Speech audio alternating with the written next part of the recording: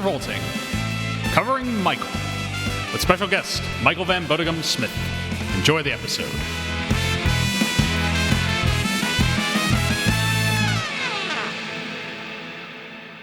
And we're recording.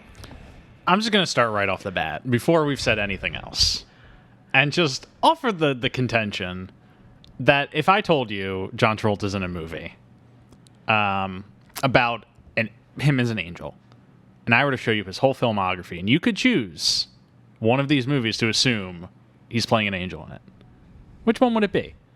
Because for me, it would be the movie called Eyes of an Angel. Yeah, right? Instead, we are entering a new world. A world of Michaels. A world of angels and demons. A world of good and evil. A world of right and wrong. A world of ethics and morality. A world in which he's an angel, not a saint. Because this week, folks, as you heard in that intro, we're covering the film Michael.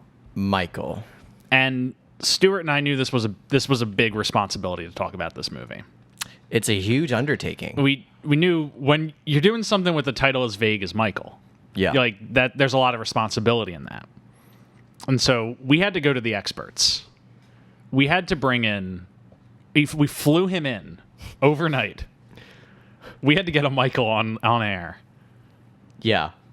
And which Michael did we get, Jeff? We got the composer of that amazing theme you all just heard, Michael Van Bodegom Smith. Michael Van Bodegom. Live Give it up for Michael! Woo! Clapping sound effects. Woo! Hello, this is Michael. Michael, I have to say, okay, this movie really represents all the Michaels around there. We actually, when we all get together, we all watch this movie. Yeah, I just wanted to ask: do you feel like this movie completely captures the essence of you and all other Michaels? Like, do you think this is the defining work of your people? You know, I would say it's as close as you can get to the I'm doing quotes, the Michael, the true Michael. It's, it could have used a little bit more smoking, but other than that, it was pretty close. And that I think says it all, is that, John's just really, he's doing one for the fans here, and by the fans, I mean the Michaels of the world. And it really makes you respect him more, it's just as a person. Yeah. It's wow. And Michael, thank you so much for coming in today to be our Michael expert when we talk about Michael, because we did not feel qualified to talk about this movie without a Michael in room. And and we've talked about some movies where we've had to stretch our mental capacities to talk about. For instance, we talked about White Man's Burden. Yes, a movie we were not qualified to talk about. We were not qualified to talk about whatsoever. But we weren't going to put ourselves there for Michael. So thank you for being here. We really had to bring a Michael on. So, Michael Van Bodegom. I'll do my best. I'll try to help out. So, yeah, I guess we are in 1996. Yes, we're in 1996, in the middle of John's hot streak. Yeah. He has had nothing but hits since Pulp Fiction, if we discount White Man's Burden, which I think as a collective society we've all decided to do. Right. But Pulp Fiction, mega hit. Get Shorty, hit. Broken Arrow, hit. Phenomenon, modest hit. He's just on this winning streak, back in the good graces of Hollywood and the good graces of the world in general. And at the same time as he's doing this, there's a director who's also hitting a hot streak. That'd be Nora Ephron, the director of this film, who had started as a screenwriter. She wrote some movies like When Harry Met Sally, everyone's favorite rom-com. She later broke into directing with This Is My Life, went on to do Sleepless in Seattle, and essentially started the beginning of the Tom Hanks renaissance in the same period of time. Okay. Because Sleepless in Seattle is the same year as Philadelphia, immediately followed by Forrest Gump, Toy Story, all of the above. And so she kind of began the Tom Hanks renaissance. And now that we're in the middle of the Travolta renaissance, it feels like a very logical pairing to me. Yeah. That Travolta, cause he kind of settled into more of a scuzzbum-like character arc during this time. Right. with the exception of Phenomenon, he's more or less playing like kind of The same early 90s, late 80s trope of John Travolta. yeah. He's playing some rougher dudes between like Pulp Fiction, Get Shorty, and whatnot. He's a rough dude in this movie. Yes, which I think is interesting in that if she's coming off like Sleepless in Seattle and whatnot. Yeah. You would expect this would be the reclamation project for Travolta, kind of getting back to his like young, hot, like swingy days. Instead, this movie almost completely subverts that idea Right. by casting him as an angel, but as the tagline of this movie says, not a saint. Right. Is that Jack Nicholson? No, he's on vacation. Oh. Yeah, that was no, it was someone else. We'll talk about him later. Jack's going to be back about time for our Welcome to Hollywood episode, and then I think he's moving out shortly after that. Oh, okay. Gotcha. An episode we have definitely not recorded already. No, we have not recorded the Welcome to Hollywood episode. Mm-hmm. What are you talking about? But yeah, that's it's a very logical pairing. It's ends up being another hit for him in this era. This is a hit. This is a very successful movie. This is not a critical hit. This is a financial hit, though. It makes $120 million. Out of what kind of a budget? I don't see the budget listed here. Let me see if I can find it. But it's a movie that does well for him. It continues his little renaissance. And I think it is also, we'll talk about this in the episode. Mm-hmm. I think it's a movie that's very telling and very informative about his interests as an actor at this time. But before we get to that, Yeah. let's just get into the movie. Yeah. It's 1996. That's it for the context corner? That's basically the context corner. I mean, it's... Oh, wait a second. There were some IMDb trivia bits that I thought No, we're going to get to that. Well, wait. I just want to make sure I know if there's a bit in the IMDb trivia that belongs in the beginning of the episode. Is there? Not much in the way of, like, the beginning of the episode. Most of it's stuff that we can talk about during the movie. The ones that I sent you, right? Yes, the ones that you sent me and some of the ones that You watched all these this morning, right, Jeff? I did. I finished this movie like an hour ago. Michael, when did you rewatch these movies? Because I know you've seen both of them already. Well, I rewatched Michael last night, so I'm fresh. You're fresh. Okay. He's fresh. Yeah. Yeah, I watched Michael last night, too.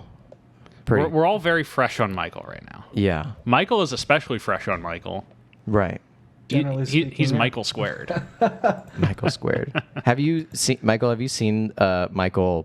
already, or is this a rewatch for you? Oh, this was my first watch, my first experience. This was my first Michael experience. This was also my first Michael experience. So it's interesting because I would never rewatch this movie to save the life of me. Yep. Like, Same. Phenomenon, I would rewatch. I did rewatch it for the Phenomenon episode, but Well, Michael, we brought him in for, the importance of having a Michael to talk about Michael. And we'll have some discussions about Michael. Okay. all right. We'll drive it home, Jeff. Yeah, we're really driving this bit home. I'm driving this bit into the ground. Yeah. It will crash and burn before minute 10. So the first thing that I recognized was we start off with a Randy Newman song. Yes. So. Yes.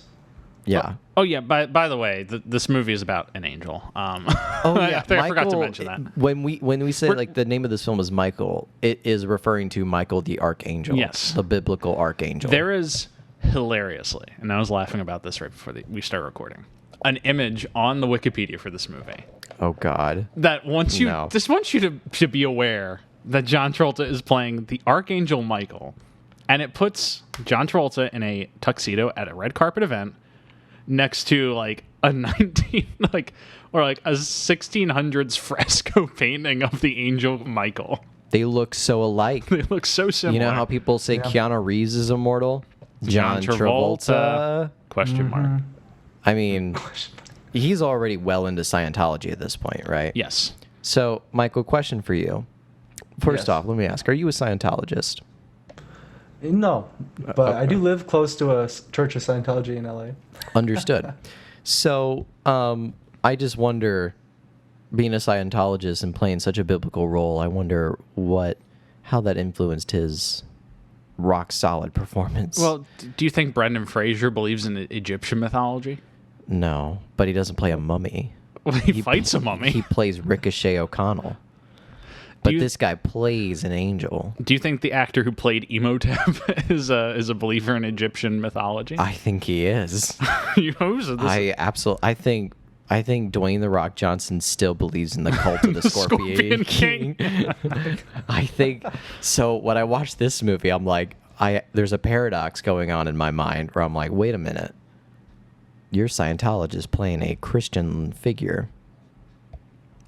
Interesting. I don't know. I find it interesting. But let's talk more about the Randy Newman song. Yes. Because Michael, we've mentioned here, is a composer. Our Michael, not the movie Michael, but our Michael. And so, Michael, you've just started this movie. The first thing you're hearing is a Randy Newman Toy Story-like intro. What's going on in your head? Well, I'm like, this is going to be a great movie. Real class experience. You got Randy Newman to start. You can't go wrong. And that lasted until the song was over. You know, I knew this movie was going to be great the second it started in the Randy Newman song, and his it shows like an empty road and there's a car coming down it like in the distance. And then Randy Newman just starts going, on the road.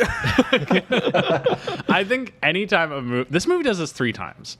Anytime a movie has a song and like a character says something like walking down the steps or something like that, and then it just literally shows a person walking down the steps or like guy coming down the road, I think that is very funny. As a composer, Michael, is that something that leads you in your compositions? Is you just watch somebody doing something and like, oh, they're going down the steps. Going down the steps. You know, I think it really speaks about how much effort you want to put into something, you know? Yeah. You're like, oh man, this movie's great. You know, I just came off, I did Toy Story, or then you go to Michael and you're like, yeah, I gotta get this done in a couple hours. What are they doing? Okay, they're driving down the road. Okay, it's great. Randy rapped Toy Story at like 5 p.m. And he's like, shit, I got a song due tomorrow. Wait a minute. Oh, I forgot about this movie. Okay. Are we making the claim that this was just a paycheck for Randy Newman? Because I would agree with it. You would agree with it, Michael? Yeah, honestly, I'm not sure what his relationship was with Nora. I don't know if it was like a favor. Because like Randy Newman definitely had the clout to not do a movie like this if he didn't want to. Well, okay, I don't want to throw it under the bus like that, but I feel like he was very in a position to choose exactly what he wanted to do. So I guess it's kind of a mystery why he decided to do this movie in particular. This movie had a lot of hype behind it. Mm-hmm. It did. John Travolta committing to this movie was a big deal. Nora Ephron was coming off of some major hits. Okay. They do. They William got Hurt. Annie McDowell's in this. She was in a real hot streak at this time. Right. William Hurt shows up in this movie. Yeah. He does maybe the craziest thing I've ever seen him do. You're just gonna say we'll talk about it. We'll talk about it. Okay. I like how you just say he does the craziest thing ever in this movie and then doesn't. The second I say it, you're gonna be very aware of what it is. Okay. I think so too. That's a good point though, Jeff. In retrospect, I guess it's hard to realize there was a lot of hype and it did do well financially, like you said. But like now, all I think about are the ratings and the critiques. But I got to put myself in 1996. Like this movie. When you're selling it, it's like Nora Ephron's doing a fantasy movie. John Travolta's playing an angel. In hindsight, now we're like, that sounds crazy. Back then, that seemed like a very logical move. It's like he did just play a telekinetic genius. Yeah, he just played a telekinetic genius. And so this should be a knockout of the park then for him. He plays sleazeballs. He's going to be a sleazeball. He played a powered individual. This is a powered individual. Just put those two together. We got a hit on our hands, folks. And you know what? They were right. Yes, they were right.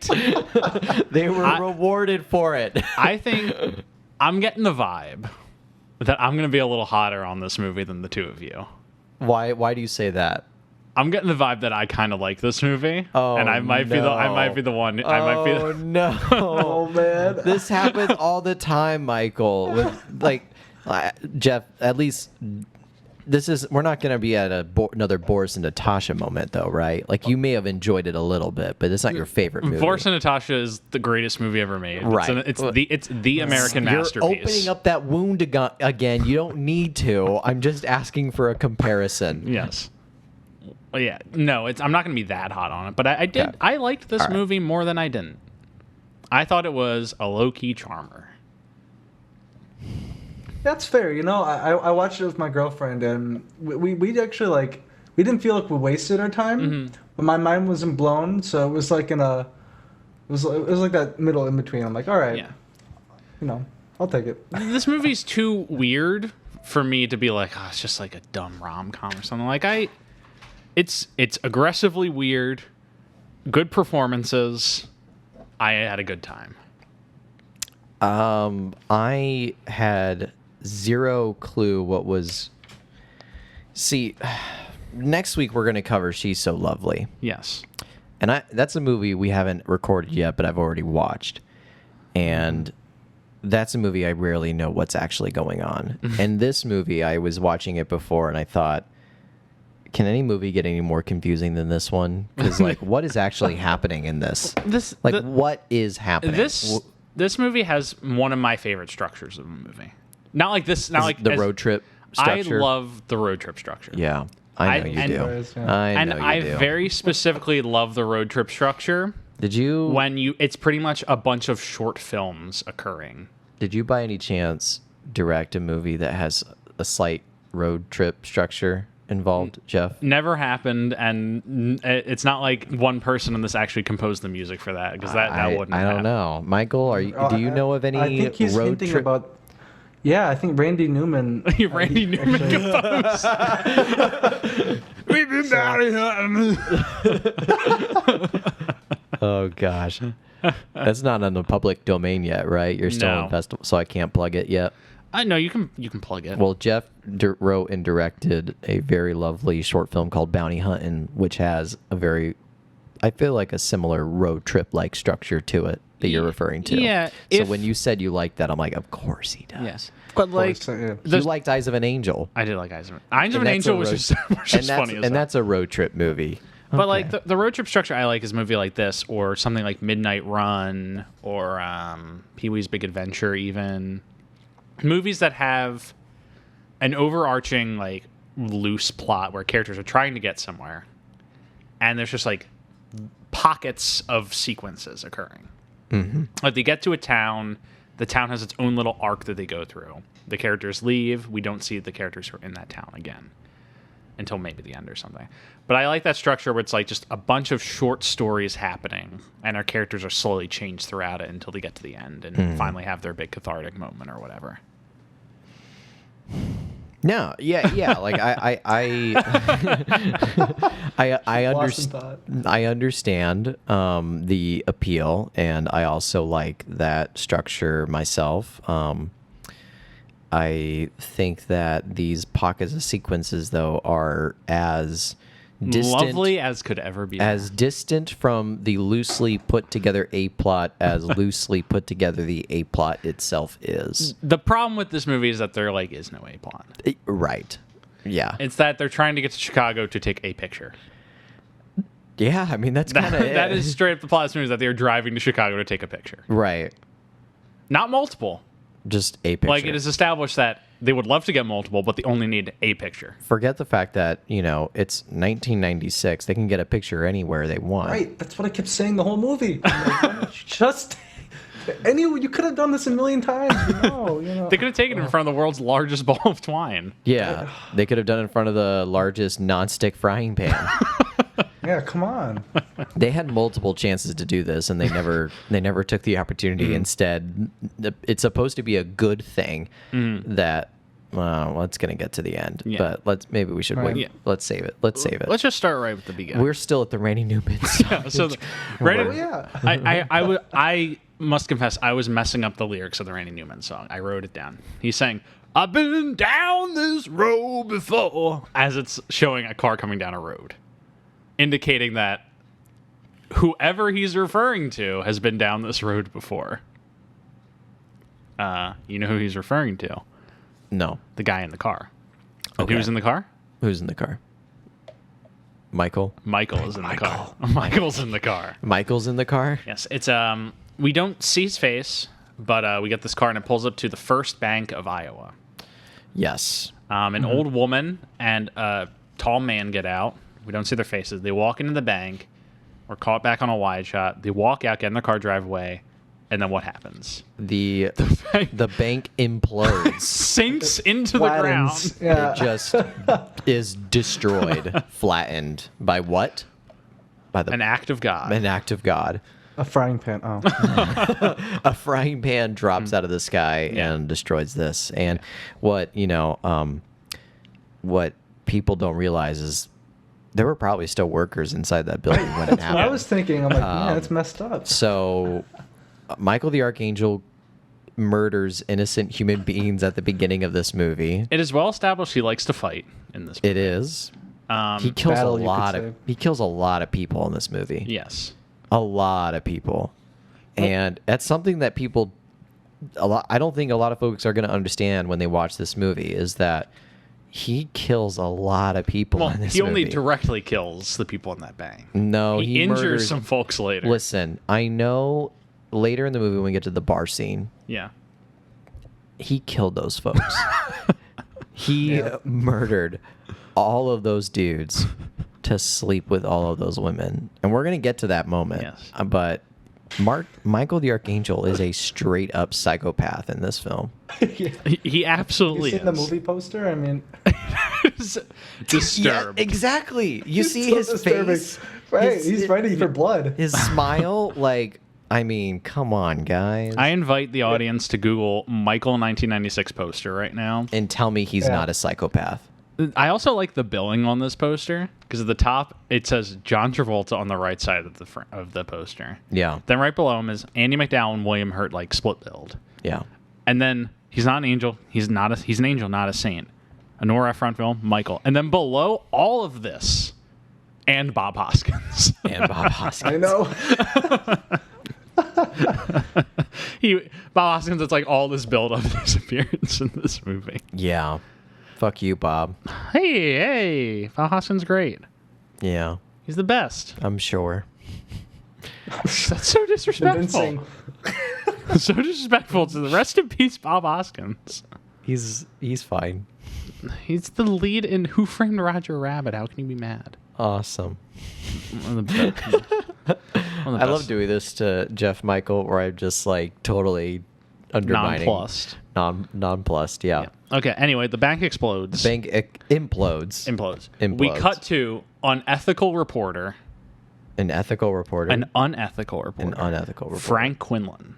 Are you reading the Wikipedia? No, I was looking up Bill Hurt's name in this movie. Oh, copy. Because I remembered it was Franklin, but I wasn't sure his last name was. Frank Quinlan. Frank Quinlan. And what is it? Quinlan, yeah. He's pushing a sleigh, a Santa sleigh. It's like a North Pole attraction or something, or No, there's like a fake Santa in it, and Yeah. then he calls a bunch of children over in parkas, and they take a picture of Santa surrounded by all these like children. yeah.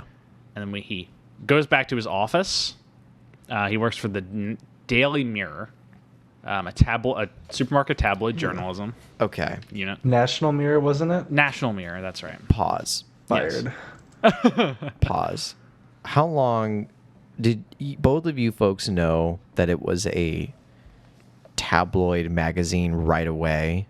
Because it took me a solid like 15 minutes to know. Like, oh my Yeah. God, this entire thing is a tabloid Stuart. magazine. Stuart, the first thing that happens when he gets there is he hands them a picture of Santa surrounded by all these kids with a headline, "Elf found frozen in ice after 1,000 years."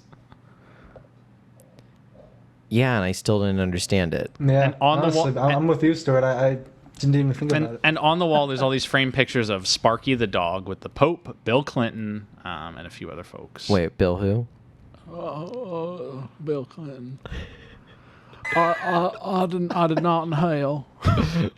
I'll wait till we get to primary colors. Oh God. I'm doing that whole episode in the Bill Clinton voice. You are. And if you back out of that, I will put you back on that train.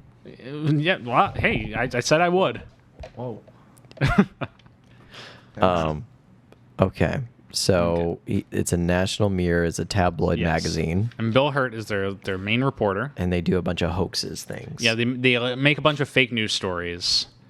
But the thing I like is that they don't necessarily seem for the most part, they don't seem too cynical about it. Yeah. Like, some of them are actually, like, invested in this, and, like, they think they're doing real journalism. Mm-hmm. Like, Yeah. Bob Hoskins seems actually excited about the potential of getting a picture of an angel. Yeah, like... He's like, oh, you're saying there's a real angel coming in. You gotta bring him here. Make sure this is a real thing. I'm also glad it's letting Bob Hoskins use his accent. Yeah. He's like, oh, there's a fucking angel coming in it? What rating is this movie? I think it's PG-13. Yeah, I don't think they say fuck in this they movie. don't. I just assume Bob Hoskins. In it. Yeah. But he ends it in, and Bob Hoskins is yelling at Hurt and his friend Huey, who also works there. Mm-hmm. Huey's the owner of Sparky the dog, who's the mascot of the magazine. Yeah, he's like their star dog subject. They basically just make stories and put Sparky the dog in them as like their mascot, like a picture of him with the Pope or a picture of him with this 1,000-year-old elf that they found frozen in ice. When we get to that scene, we all know what scene I'm referring to, right? When I refer to Sparky the dog. Yes.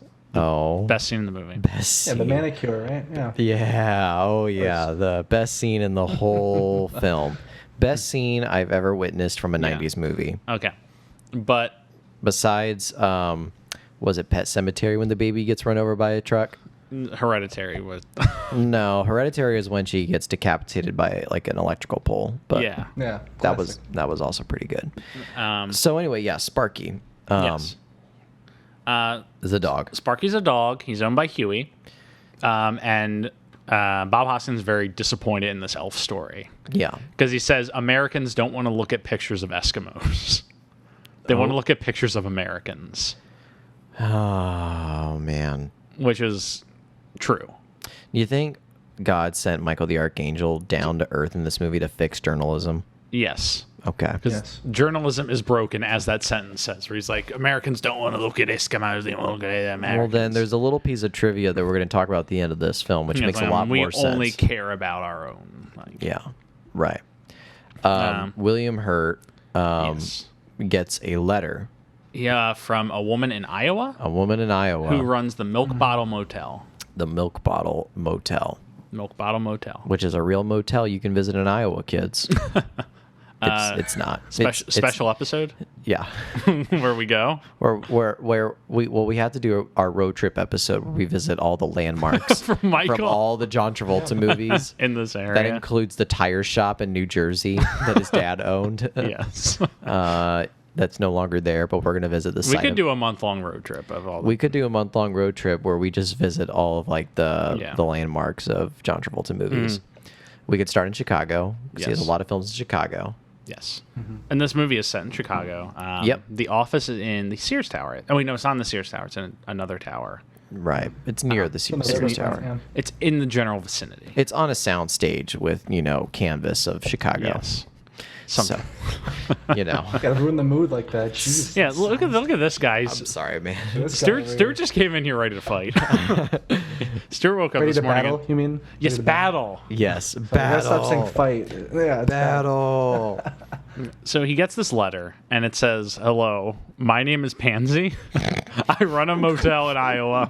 I have an angel living with me. Here's a picture of it." And they take it seriously. And it's just a picture of Travolta with wings. Yep. And they're all like, sold. Sold.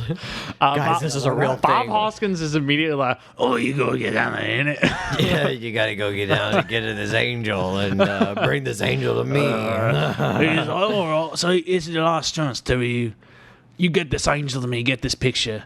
Or, if you don't, I'll take the dog and fire your boat. So I missed that bit in the movie.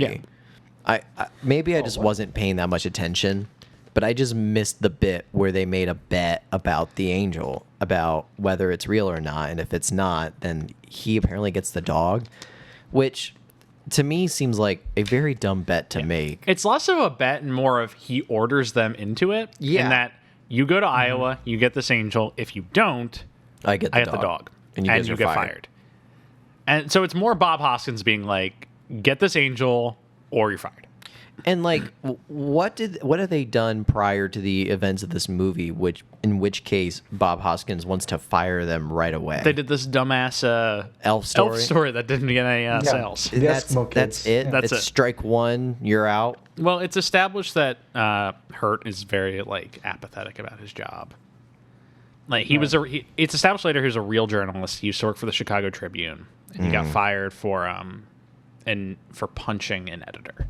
For punching an editor. Yeah, for changing his byline. That's something I'd do too. And so he's the only place he can get hired is this like tabloid place. Yeah.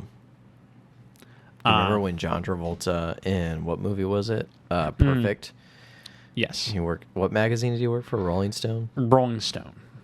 And the actual editor of Rolling Stone played himself in that movie. What if they did something wow. similar in this, where they picked an actual tabloid and had just roasted him? just roasted? Yeah. Yeah, I don't know. Make it pretty funny. But he says, "Oh, get that and he's like, "You can take this," and he says, "Take this girl with you."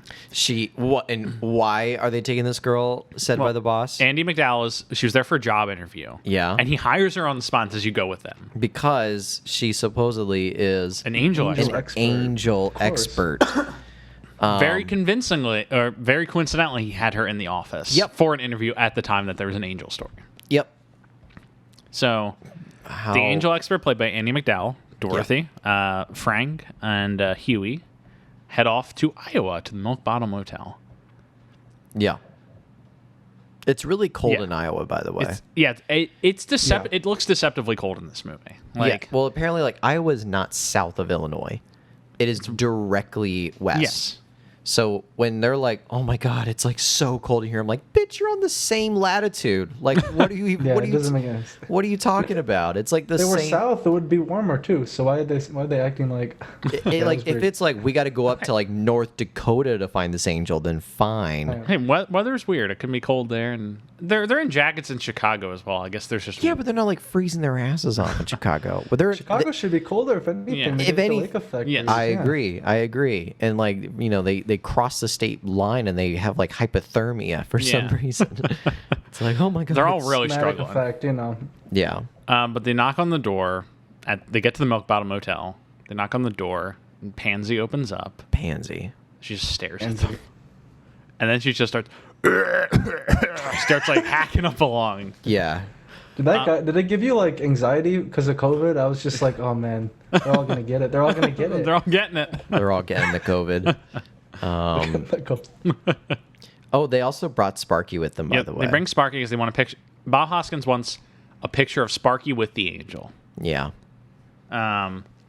So they get there.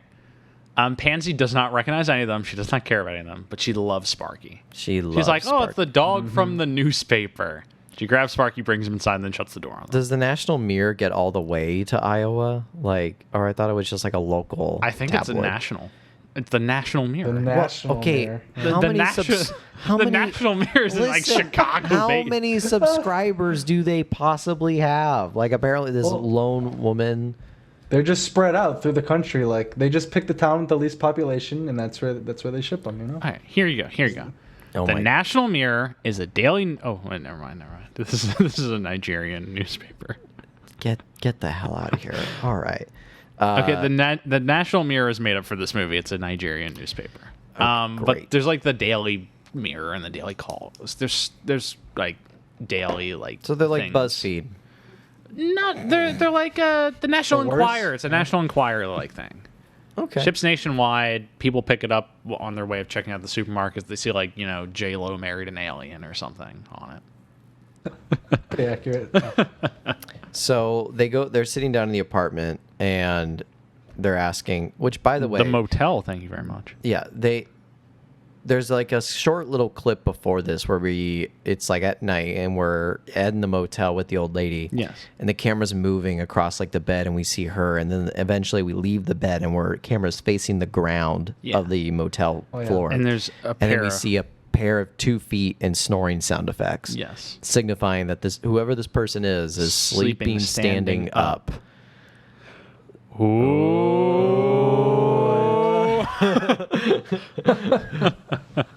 Great shit. So anyway, yeah, this is when they're in the motel with the old lady. And he's like, so we're here to see the angel. And she's like, yeah, you probably think I'm all crazy or whatever. And they're like, is the angel in the room with us? And she's like, no. Do you see him? And they're like, well, we went to New Jersey once to see a werewolf. And the woman thought the werewolf was in the room with us, But even though we we couldn't couldn't see it. And so it's like, I'm not crazy. He's upstairs. And then we hear footsteps moving upstairs. Mm-hmm. And who comes down the steps? None other. Then the one and only John Travolta. Oh, I was going to say Michael. But Now, Michael. okay. Michael. First, you get a first glance at him. Shirtless, wings out, Beer gut. beer gut. How accurately does this like capture Mike right off the bat? Are they getting Michael right, or is there work to be done on Michael? I think that's more of like a Mike kind of body. Oh, yeah. Retired frat douche. You know, I am like, oh, so yeah. glad we got you into this because I 100% agree with that. It's more of a Mike. He's more of a Mike. He's a He big definitely Mike. is a Mike, but he becomes a Michael at the end. That's his personal. That's the arc he Okay. goes through. He goes from Mike to the Michael. transformation is he goes from Mike to Michael. I mean, there might be like a middle ground where he at one point gets called Mikey, Mikey, exactly. Yeah. and then it evolves even at the end when it's Michelangelo. I knew it. I knew it. Oh, there's a whole transformation of this Michael. See, I think you're starting to realize how genius this movie is. Are you convinced yet that this is the best movie? No, Okay, we'll get there. We have more time. we have more time.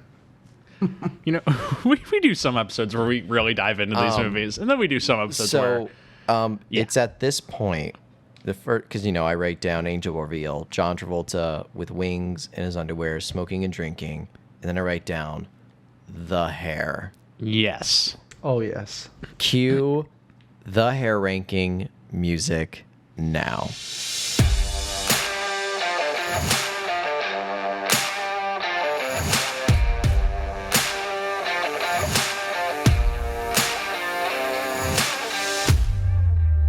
All right. Welcome to the hair ranking report. I am your co-host Stuart Elmore. And I'm the other co-host, Jeff, here to keep tally. So, Michael, Yes. I don't know how much of an avid listener you are to a podcast you helped create. I listen. You know. here Okay, and there. great. Do you know of our hair ranking report bit that is caught on now that we do every Oh, this episode? must be a new one. I'm still like on the earlier parts of. Oh, I'm the other era still. So. Oh man. So, Michael, every episode we talk about John Travolta's hair and we rank it amongst all the movies of his hair.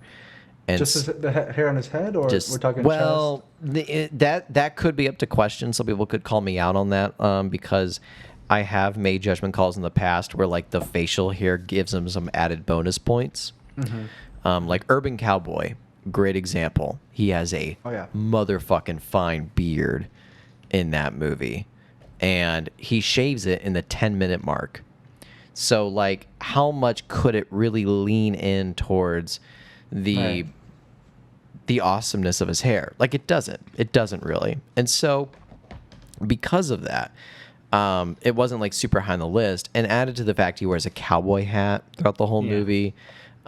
In the first one, Devil's Reign, he's wearing a hood throughout the whole movie. So like there are factors that lean into the hair that isn't indicative of the hair itself that depletes the ranking, if that makes sense. So Okay, no, I got you. You With- really got to figure it out. Yeah. yeah, with this movie we have This is a majestic lock. we have locks, It's majestic. and they are sort of majestic. But I want to bring you into this first, Michael. You see Okay. him walk down shirtless, wearing underwear, but he's got the hair. If we're ranking chest hair, that's going number one. Right. I was Like gonna I say said, the chest hair is pretty. Anything that's not like head hair. Like it can add bonus points, but I can't put as a primary Yeah, factor. you can't make it the judge. I can't make it the primary factor, but the chest hair does give it some points. And like I know feathers aren't hair per se, Like bird hair. but you know, like bird hair kind of, you know. So he has like bird hair, Yeah. but the hair. What are your thoughts, Michael? You know, my first thought was, it's too clean for his personality right now. I'm like, what? You know, when he first comes down, it's not. He doesn't really have bedhead. It looks pretty good if I'm remembering correctly. And it's long and the way it parts is pretty majestic. Very bold of you to assume John Travolta could have bad hair in a movie. Oh, You know, well, I he think can. it gets messier as the movie goes on, to be honest with you. But as he gets, so I think as he gets cleaner as a person or an angel, his hair gets messier. So maybe it's like a deeper meaning there, you know? Well, we love deeper meanings with the Yes. hair in John Travolta movies. Yes. As said by movies like Phenomenon and Pulp Fiction. Yes. No, so this one, I totally bring it to the looks. Because to me, I couldn't really necessarily find a thematic motif with the hair that stuck with me. Well, it's just kind of an angelic. Yeah. It's like the hairdresser and the director had a 30-minute phone call, and they said, "What do you want his hair to look like?" And they said, "Well, he's an angel. Do what you can." Click, and that's all the hairdresser got. Yeah. So then the hairdresser's like, "All right, I guess we're gonna put a wig on him, or he's gonna grow his hair out." He's growing his hair out. John's not going to It's a sell fucking for it. wig. It's a wig. I also want to point out that it's just It's a wig. no, it's real hair. It's prove it. I also want to point out I googled the words angel hair and I'm getting her picture of pasta. Pasta, yeah, just like the end of the movie, yeah. Oh God. So there isn't like any story thematic motif with the hair in this. I would say like it's really Yeah. just like this guy is supposed to look like an angel, and he does. So I'm getting an airdrop request from Becca right now. Who? Oh boy, the suspense. Yeah, I don't know what it is though. Oh, okay.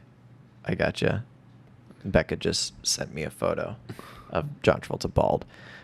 Okay, so my views on the hair, pretty effective. Yes. Pretty effective. Yeah. And I would say it goes above the list of the everyday dad hair that we had to endure in the 80s. Yeah. But it's not like above. I wouldn't put it above Saturday Night Fever. I wouldn't put it above Staying Alive. I wouldn't put it above Grease. But what's right Yeah. below Grease? So your top four right now is Staying Alive, Carrie, Grease, Saturday Night Fever, and then Pulp Fiction right after that. And what's after Pulp Fiction? Get Shorty. Put it in between Pulp Fiction and Get Shorty. All right. That makes it number 6, right? That makes it number 6. Now, Not so bad. And the reason why I would say it goes below Pulp Fiction is because Pulp Fiction did have a thematic purpose to his hair. And while not sexy, it was very effective. This movie is purely for looks. It's purely because he's an angel. Give him some angel hair. And they did. And it's long, and the audience knows my love of long hair. love of long hair Travolta. It's where he belongs. Yes. He doesn't belong anywhere else. R.I.P. So yeah, I'm gonna put it number 6. Hell yeah. That's Michael Now, Hair. before we cut on the hair ranking, Okay. to the rage of our audiences, Yeah. we skipped the hair ranking in Broken Arrow. Oh yeah, you're not letting that up, are you? The audiences are raging. You gotta throw it in here. You gotta throw it in here. Give me a place for it. Can I see it? Can I? Here's can the I hair just see ranking. it? Just 'Cause tell me where Broken Arrow is going. where Broken Arrow's going. Yes. Okay.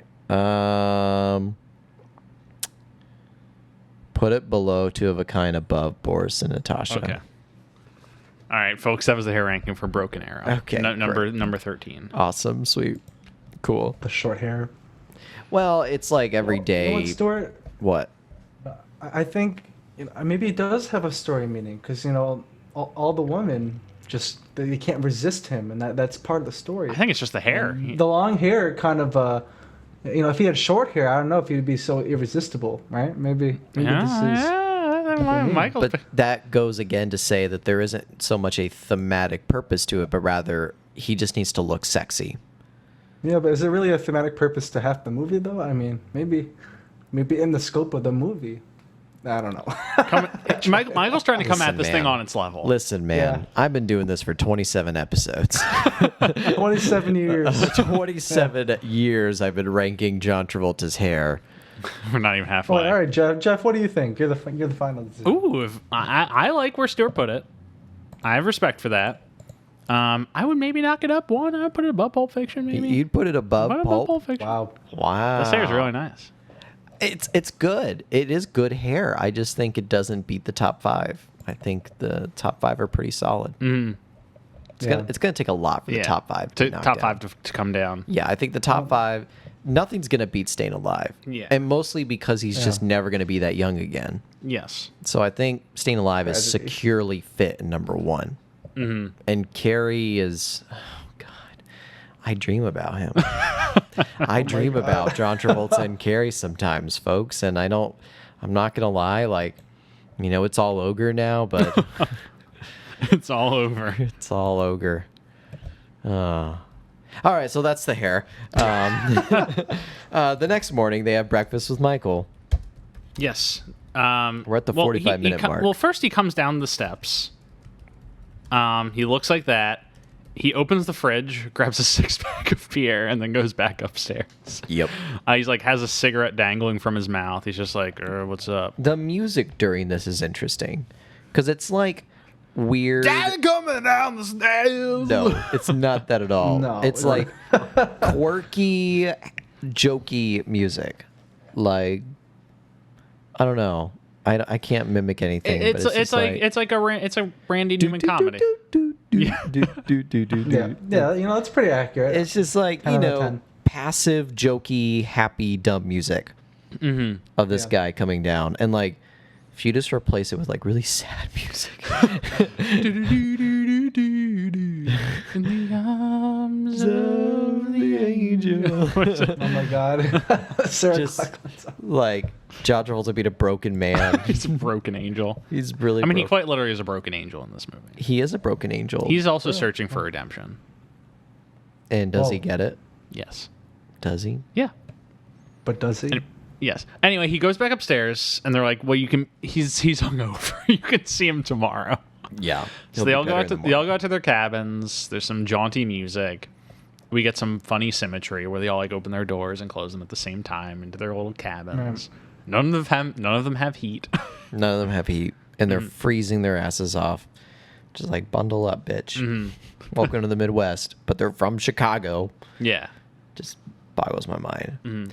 So, the next morning. I have a take on that maybe later. Really? Yeah.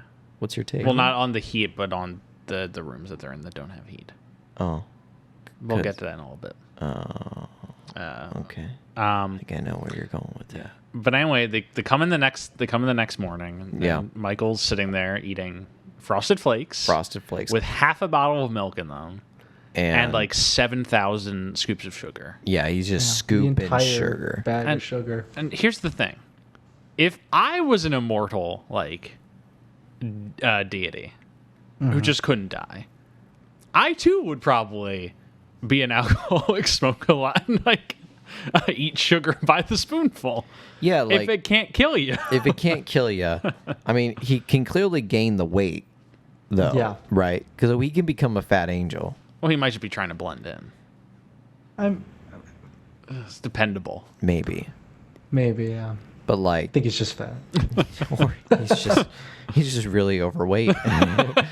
Just doesn't want to take care of his body, man.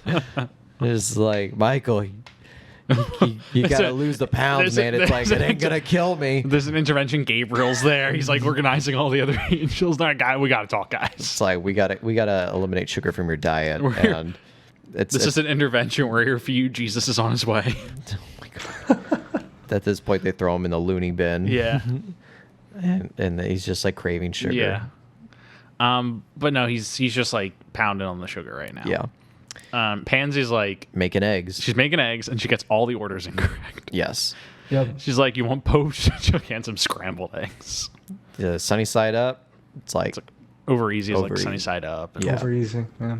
and like she yells it. She's like, Bullard's like, I'll take a Over Easy. That's not good. She's like, I'll take Over Easy. And she's like, Over Easy. She yells it. Who's she yelling to? I was wondering. Is she like a chef? To herself. To herself. Or to herself? Like, what? Yeah. I guess she's like running this like a bed and breakfast. Like there would be someone else cooking, but it's just her. Right. That's So she's just like, Over Easy. And then she makes the eggs. And Well, her husband died, so she probably was saying it because he would She- be the one yeah. cooking. I guess that's why she gets everything Oh wrong. man, and that's when there's some exposition in there where it's like, so how did you two find each other? It's like, well, when my husband died, the bank wanted to claim the motel, and so Michael turned it into a parking lot. pretty good. She's like, not an actual parking lot Like, because this like this town town doesn't need doesn't one, really but need a it's a parking figure of lot. speech. And so, yeah, Michael just destroyed a bank to help a little old lady. Yeah. And her financial issues. They were all servants of the Dark One inside. So And then she dies. Yeah. yes, so- she's Those people literally die for nothing. She starts coughing, drops an egg. Funeral, Cut to her funeral. scene. Yep.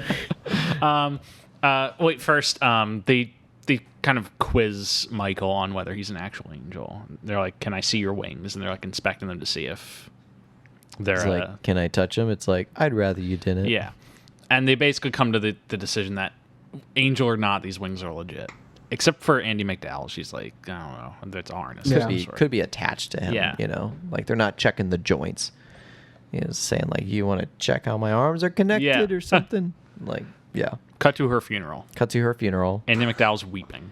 and Yep. Michael, stone cold, Yes. doesn't give a fuck about this lady. And well, To her, to well, him, he just knows. He knows this is the way things happen. oh no, Yeah, no, straight no, sim- no, Oh. no, no, no. To him, she was a pawn. She was a pawn in his game. Michael's going all the way to the top. She was the beginning. There will be many more deaths. Michael actually pops up in primary colors and kills the president. Well, listen, Michael killed this old lady. No, he was there for her in her last days for comfort. He's the angel of death. He clears her. He is. Michael is the angel of death.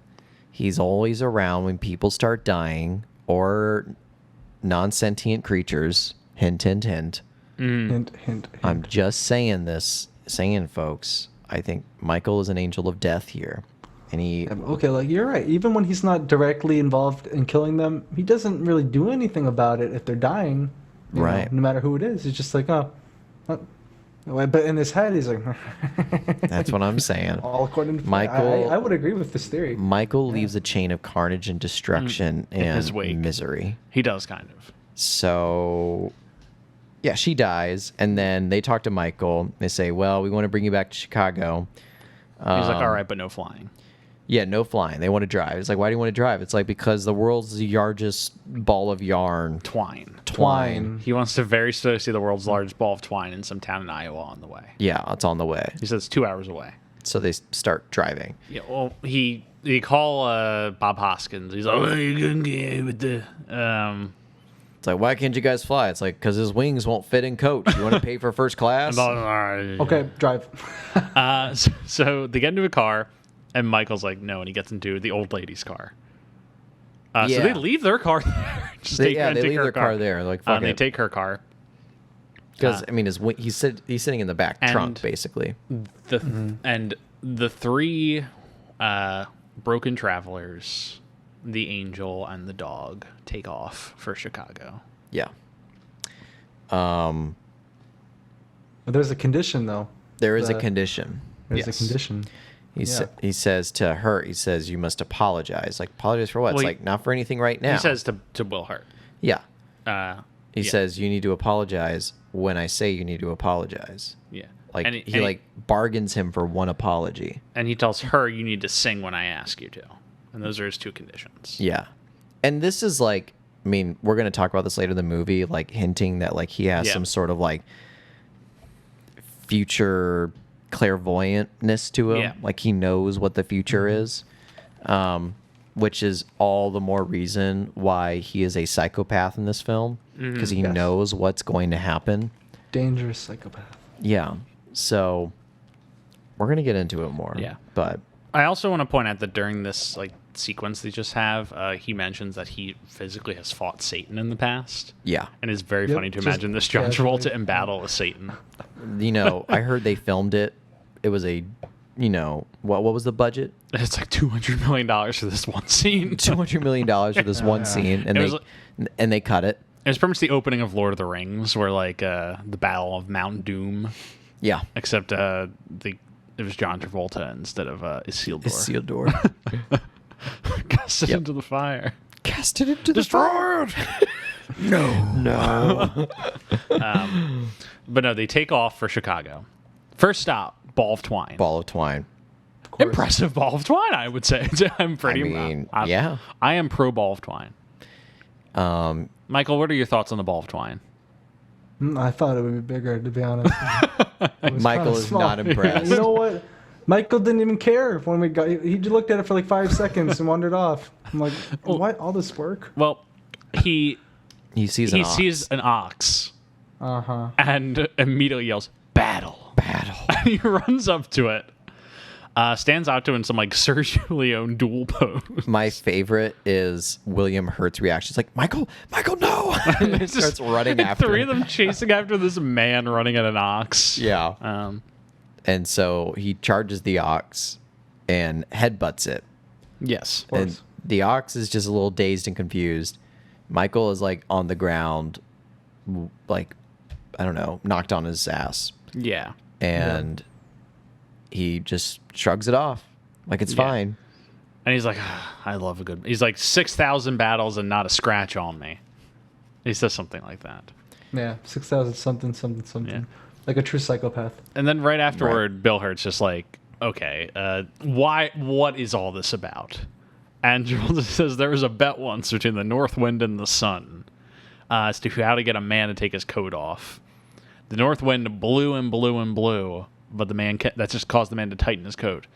The sun just popped out and put a hand on his shoulder, and he took the coat off. Pretty touching, yeah. And Bill Hurt's just like, what? He's like, what are you talking about?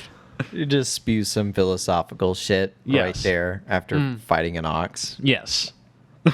It's so funny how confused Phil Hurt is about this. Well, isn't it at this point he says like he's on his last visit? This is his last visit to Earth. Yes. They get 26 visits. visit or something. And like this dude's, I mean, again, whenever we talk about movies that have like a presence of like a Christian like overarchy, so like for example, if God exists in a movie and there are angels, that makes me question all of like the biblical things that we must then take like in the world. So then is the earth 6,000 years old in this? Well, it is established in this movie that the angels and God were not involved in the creation of the Bible. That is established in this movie. Right.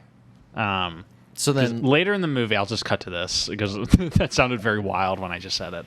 But Travolta establishes, he's like, I'm a writer too. And they're like, what did you write? Right. And he says Psalm 85. And he's like, I had no idea they were going to be collected and printed.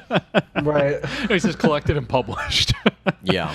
Establishing that they all just wrote a bunch of like poems and then guys on Earth are like, oh, cool. And they made the Bible out of it. Yeah, so then this dude's been alive for however many thousands, if not millions or billions of years. Eternal being. And they get 26 visits to Earth. Yes. Why 26? Well, I don't know. The answers. Yeah. This movie needs a reason for him to, like, you know, have a last visit. But I also 26. the thing is, I think he's pulling their leg Oh, really? because he's back at the end of the movie. He is back at the end of the movie, which makes him a liar. Which does one of the commandments not he say? pulls a few fibs on them. Does thou shall not bear false witness against thy neighbor? But he also says That is a commandment. he says a few times he doesn't necessarily get along with all the other angels because he's a bit of a trickster. I'm pretty sure murder's on that list too. Yeah. Adultery. He sleeps with multiple women. Yes. Smiting is okay. Yeah, you know. Maybe they just didn't want him back, and he just stayed. You know, they're like, "Yeah, I go back." He's like a Qui-Gon Jinn figure, where if like he obeyed the rules of the council, he'd be reached the rank of Master Angel, but for now he's stuck at the Archangel rank. It's true. Yeah. Good pull. Thanks. So yeah, 26 visits. He's on his last one. Oh, I wrote down the line. He says, I had no idea they were going to be collected and numbered when it comes to the Psalms.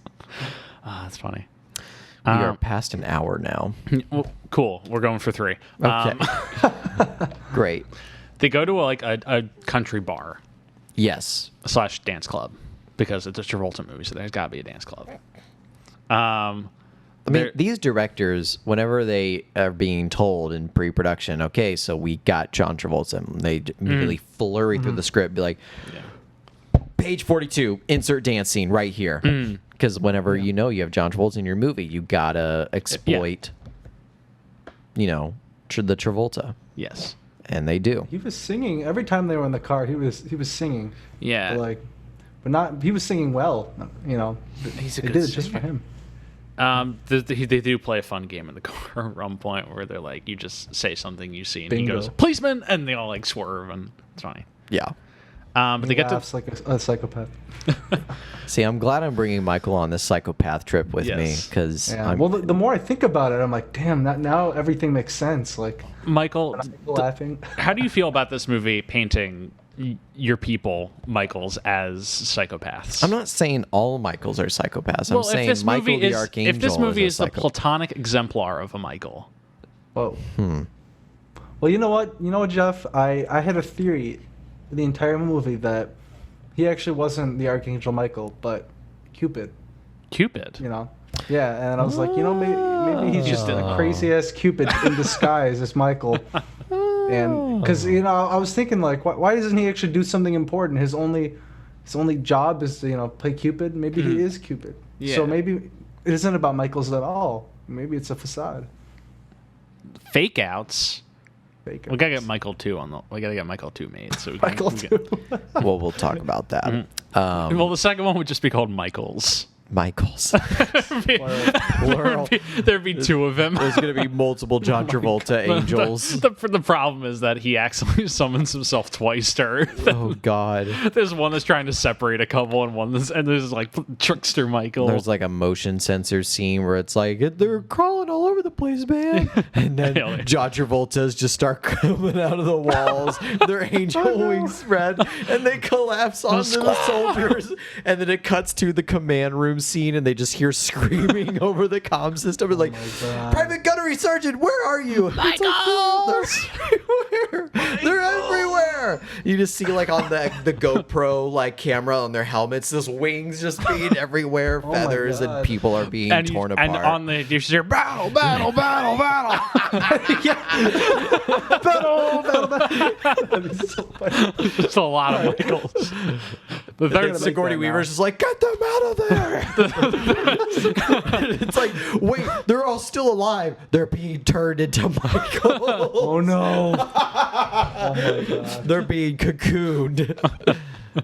Oh, the God. cocoon is just like wings folded in on top, and then they Exactly, fold yeah. out, and there's a fully formed Michael. And it's just like when they see one of their good friends and it's that they have angel wings that are slowly growing and they have to aim a gun at them and be like, do it! Just do it! And he turns, his face slowly morphs into a John Travolta face. He has the psychopath smile from the movie poster. And then they kill this old soldier. And they say at the end, it's like, there was nothing you could do. He was already turned. Game over, Man, man. we should do that. Yeah, I'm gonna write this script. I'm gonna send it to John. The end of the movie, there's a John Travolta queen, which is just a 15-foot tall John Travolta angel wing that Sigourney Weaver fights in a loader forklift robot. Yes. I love this. Yeah, it's pretty good. Not gonna lie. Yeah. I think this was amazing. I think that sounds like the best. I don't think there's any more to talk about with this film. Yeah, that's Yeah. Travolting pictures. Sounds like his best work ever. But So they go to the bar. yeah, they're at the bar. Yeah, the bar. This is where he mentions having written the Psalms. Yeah. While he's here, he also says that they're like, "What else have you invented?" He says, "I invented standing in line." And they're like- Right. And like, are you joking? And he says, "No, it was chaos. Everyone was just milling around." And I said, "Why not make a line?" Yeah. One at a time. And it's like dead serious. He was the first one to be like, "Why not make a line?" Which is great. I just love the freedom that God gives to his angels to invent shit. Yes. It's like, it's not that God invented everything. Like, some angels had a part in some things too. Like, there was an angel of mannequins. Yes. Somebody said, why are we having real people, or if there are no clothing displays? Like, we just want people to see what it would look like if they had a certain type of underwear on them. Well, it's established that the angels can only perform minor miracles. Mannequins. miracles. Because they ask him, like, why don't you fix real problems? And he's like, I can't change human nature. I can only solve, we can only perform minor miracles. Like, we can help people, but we can't change humanity. Right. Because that would get in the way of free get in will. the way of the natural order. Of free will, which is Yeah. like one of the main things in the Bible is that people have Free will doesn't exist, Jeff. Well, our next movie will establish that we're all a computer simulation. What's our next movie? She's So Lovely. Wait a minute. What? We'll talk about it. We'll talk about it. That movie there's a lot of Sean Penn yelling about us being a computer simulation in that. Yeah. So but- he's at the bar. He's getting a bunch of ladies interested in him. Yeah. Well, he has an aura around him, which is like... He smells like cookies. Well, so it brought me back to Harry Potter Half-Blood Prince. Whoa. Hold on. Do you guys... We all seen Half-Blood Prince, right? Oh, yeah. So Yeah. you know the scene where they're making the love potion, right? And Yeah. he says, the love potion has a scent of whatever your heart desires. And so for Hermione, it's like Books. books, freshly mowed grass. pages in a book. Liquid luck. And no, it's not liquid luck. It's not Felix Felicis. It's the love potion. No, Right, it's something Felix different. Felicis that smells like what you like the most. The love potion is brewed separately in the movie, I think. No. Am I wrong? You're wrong. Get into it. You're wrong. What if we just start fighting about Half-Blood no, Prince? it's the It's not that. it's Slughorn's first class before Yeah. he talks Yeah. about Felix Felicis. He has a brewed potion already Oh, made. yes. And he opens it up and she's like, yeah, like for instance, I smelled freshly mowed grass, And lavender brown. and toothpaste, and she gets all like blushed and Yeah. shy because the earlier in Half-Blood Prince, Ron and Hermione had a toothpaste moment. Yeah. So hinting that Hermione has some romantic feelings towards Ron. And so in this context of Michael, where these women are smelling things that they're attracted to, like Michael has this scent. They all of say whatever it smells they like did. a candy or a sweet of some sort. Well, like one lady says cotton candy, and then Andy says Cookies. cookies. And so I think they all have like a different thing that they're all kind of sort of into for like... because she says it's every smell reminds her of her childhood, and so everyone's talking back to some smell that they associate with their childhood. Right. That and smells of their childhood would make them attracted to him. Yes, because he smells Can like. you say "daddy complex" even Look, louder? if I smell cookies, I'm just saying, folks. if I smell cookies, I'm there. Okay, my Oh, child. okay. If you're to tell me that like the smell of my childhood would make me sexually attracted to you, there's some issues with that. There are some issues with that. So if I'm smelling like Lego sets, Yes. and I'm like sexually frustrated in that, then there's an issue with that. Well, maybe it's not how it works, because, Dorothy still smells his scent, but he But says she's- later in the car that she's blocked from the Yes. the love. So maybe the scent just lures them in, and then like the aura, there's Yeah. something we can't see that makes them sexually Right. attracted. He can turn it on and turn it off for some people. Yes. And This for is some- canon. Yeah, this is canon. But yeah, in the bar, he starts dancing with some women, and more women to join. Chain of Fools. To Chain of Fools. And then he quite literally. song. This is the second time in this movie that this happens, where he quite literally makes a chain of fools. Yes. They all form a line behind him, and he makes a chain of fools. and he's doing his dancing thing where he's dancing with all the women and all the chain men. of fools. We're gonna get copyright strike, man. Fair use worry. parody. Fair use parody. Okay. So Actually, fair use criticism. okay. Yeah. Yeah, They're not gonna watch an hour into it to find this anyway. Don't worry. probably not. Yeah, if anyone is listening, fair use criticism. Yeah. So, at any rate, what was I saying? He gets all the women to join him on the dance floor in the bar, and all the men start noticing. Yeah. And And then we come back to Bill Hurt, and all of them, they're sitting at the table, they're just chatting, and they hear or something. And they hear battle. They hear battle. Look over, and Travolta has broken a chair, is using it as a spear. And he's holding a trash can lid in the other hand. And the fun thing is, his look here is designed after like a famous Renaissance painting of Michael the Angel. Yes. And which is holding a spear and a shield like that in the exact pose Travolta is, which is just very funny. It is.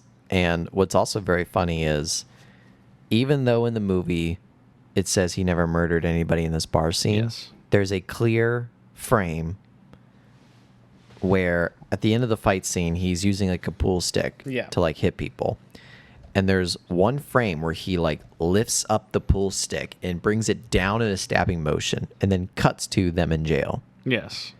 Now, friends, family, comrades, colleagues, he murdered that person. He skewered men with a pool stick. Yes. John Wick style.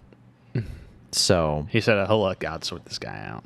Yeah, you know, they already showed that he has superhuman strength. Right. So there's no way that He would not throws a have guy killed him. into a mirror. yeah, he does. Second Travolta 10 movie feet in a in the row air. where he breaks a mirror at a bar. John Travolta's got something with mirrors, man. Can't stand his own reflection. He doesn't like what he sees. But Ooh. he gets Bill Hurt and what's the other guy's name? Sparky's owner. Huey, played by Robert Pastorelli. Yeah. He gets them involved in the fight, and someone actually swings at Annie McDowell at one point, even though she's not involved. Yeah, right. We cut to them all in jail. They're right all in afterwards. jail. And Joel's like, what a great battle. It's been such a long time. Murdered all those people in the bar. And during that, Andy McDowell's just like sitting there, and Bill Hurt just like starts railing into her about something. I can't remember exactly. About what. her husband. About her. Because she's Husbands. established she Yeah. had 3 ex-husbands. She had 3 ex-husbands, and he says something like, I don't know, something like insulting to the fact that she has 3 husbands. Yeah. And then that's when Michael turns to him and says, apologize. Yeah. Bringing back Catch him in the his chip. clairvoyantness. He knew that there'd be a situation where he would need to apologize to Dorothy, Oh, and brings it up there. I have to get to the craziest thing that Bill Hurt does in this movie, What does he do? because I just missed it. Oh. You know, I love it when actors like have a little tick in a movie that they just make their characters have. They just pick something where like, this guy's gonna do this. Okay. Bill Hurt decided in this movie he's just gonna eat fruit. Like, he's always eating like apples and pears and stuff. During this dinner scene in this bar, he takes a lemon, like a whole lemon, And he's- skin on, and he bites into it and eats the Doesn't know what he's lemon. doing. Yeah. It's insane. What the hell? Why? He does this twice in the movie. He does it again when they're in a car scene. Michael is turning them all into psychopaths.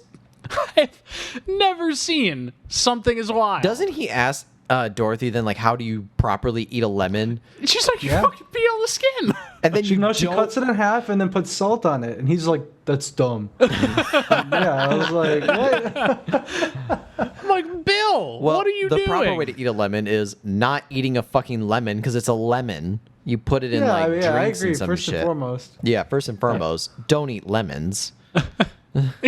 Secondly, It's the fucking skin. It's insane. don't eat the skin off a lemon. What do you eat? Fucking caveman. You understand this? You agree this is the craziest thing in That's this movie? batshit crazy. It's the craziest thing that happens in this movie. I missed that, but now as you say that, I'm like, yeah, what? It happens twice. Twice. I just have to believe that was a Hurt like decision that he was gonna just eat a lot of fruit, and just for some reason he's like, I'm eating the lemon. He's like, I'm eating the lemon. I read a trivia piece on IMDb that like he wouldn't stop smoking even during shooting. that they had to like cut around it in post production. They would just get takes of him not smoking and like He's like, what I'm doing for this character is he smokes a lot and eats fruit with the skin on, and they Right. just had to like cut around the scenes where he was smoking. He saw the movie. He's like, wait a second, what's going on? I wasn't sure why they had to like make such a fuss about him smoking and them having to edit around it. Like, because Michael smokes. Yeah. So why would it be implausible to say like, why doesn't he just smoke?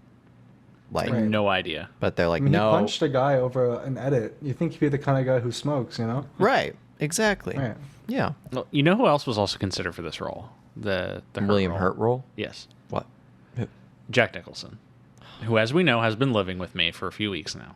He's on vacation right now, unfortunately, so I can't have him come in and talk about his audition process for this movie. But he'll be back in time for our Welcome to Hollywood episode, I've been led to believe. But then I think he's moving out afterward. Damn. I can try and get him on the phone if we want to hear him talk about. Let me see if I can get him on to ask him about Michael. You're not doing this, right? Michael. Are we doing this? Are we Alright. doing this bit right now, Jeff? Oh Oh my God, he's actually gonna do this. 1-302 555 6. Ring ring ring. Hey guys, how you doing? Hey Jack, we're just reading. You back. wait, Jeff. You Jeff, were wait a considering- second. You got to go back up to the mic if you're gonna talk in your normal voice. I don't know what you're talking about. I'm talking to my. You're holding Jack up, okay? Okay. All right. What's Jack saying? What do you got? What do you want? What do you want? You're on a beach. Jack, we need to know. Did you audition for the 1996 film Michael to play the role played by Bill Hurt? Yeah, that bastard Bill Hurt took my role. I was gonna play it with some real verve to it. You know, I was gonna rub another man's rhubarb. Now I gotta get back to the beach. I got a few dames waiting for me. All right, thanks, Jack. We just wanted this confirmation. That was we got him in on that one. I'm gonna let him enjoy his vacation. What the fuck was that bit? What? That wasn't a bit. That was a phone call with my roommate. Anyway, so I've seen some weird Jeff stuff over the day, but I don't know. That was like you paused the whole fucking podcast to do a phone call with Jack Nicholson by just getting this far away from the mic. Well, it was an actual phone call. We all know it. Anyway, they're in court. Yeah, sure. They're in court. Jeff's losing his mind. It's a talking very about this movie. it's a very judgmental court.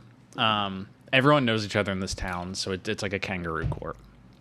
The judge like doesn't let Hurt, Annie McDowell, or Huey talk. right. But she's immediately entranced by Travolta, Michael, and he's so- like, We're gonna take a 15-minute recess. Chambers. yes, and he walks into her chamber with her. Cut to them in a car driving away. They Let Michael get away with murder because of his like straight up murder. his like love powers. Well, so here's my Yeah. thought. Here's my thought. Again, this is another $5 million sequence that they cut Yeah. from the movie.